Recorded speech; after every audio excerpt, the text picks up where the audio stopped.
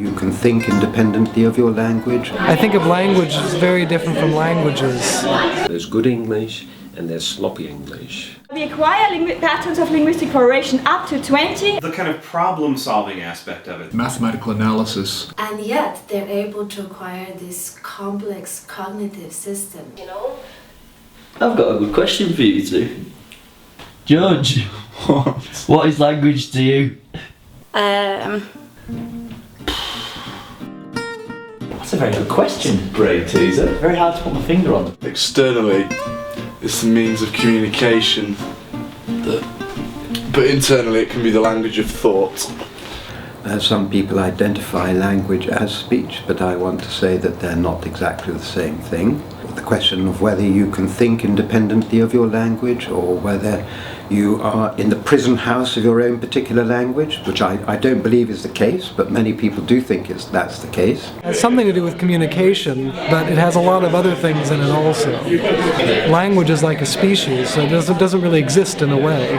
It's just a way of talking about a whole bunch of individuals that can sort of talk to each other and influence each other. It conveys your experience and the level of your humanity, really. Language is complicated. Language is an identity. Everybody feels, and it's part of my personality, that's the way I talk, that is my language or my dialect, that is the way I sound, that is me.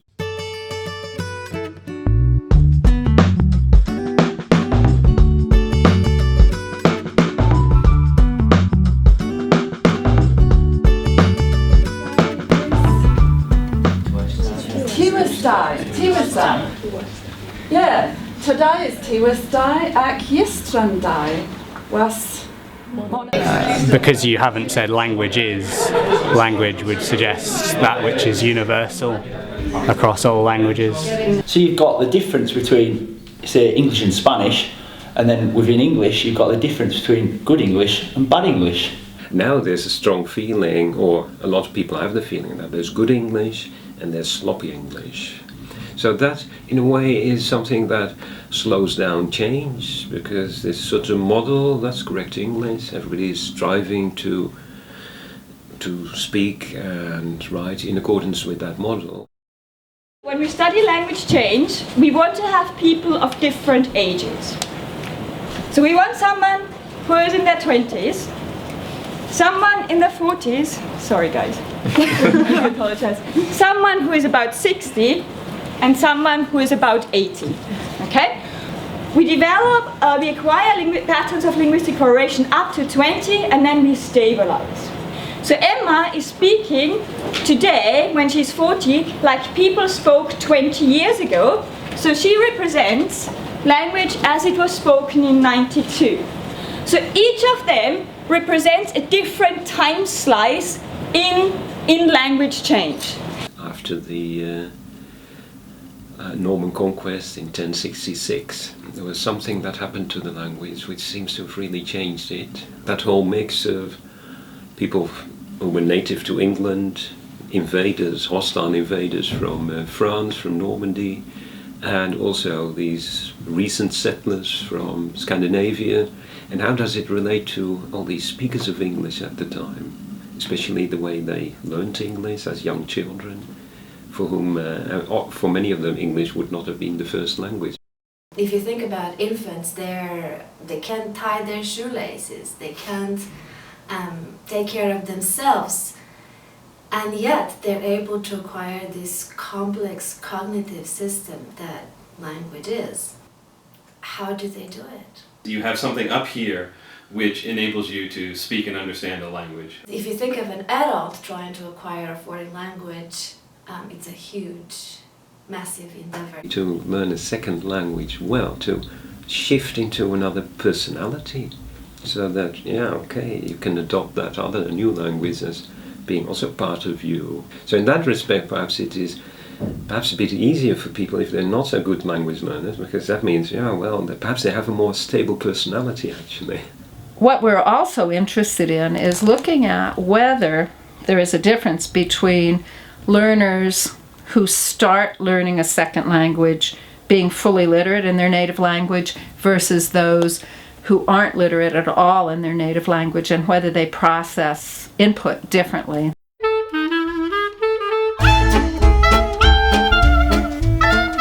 I'm currently working on a couple things in medieval Spanish, actually, because my interest is theoretical linguistics, so I kind of go wherever the theory takes me. I don't specifically work on English necessarily. The kind of problem-solving aspect of it, that is to say, you come across a problem and you think, well, what is going on here? What I'm working on at the moment is a project culminating in a book having to do with mathematical analysis of large collections of natural language text. This involves a lot of computation, a lot of mathematics, and is related to fields in computer science like information retrieval and data mining. The employability of native and non-native English teachers of English, and whether having an accent or coming from a certain nationality or certain ethnic background affects the employment of the teachers. I found that not only the native speaker criteria is important, but also the accent of the teacher and nationality as well. The majority of ads, they asked for native speakers only. Yeah. I don't know why.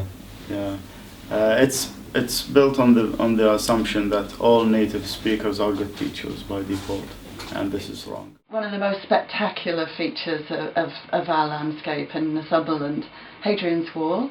It marched for about 72 miles across country from east to west, and it was the marker of the northern frontier of Roman Britain. It was a point of contact between cultures and languages.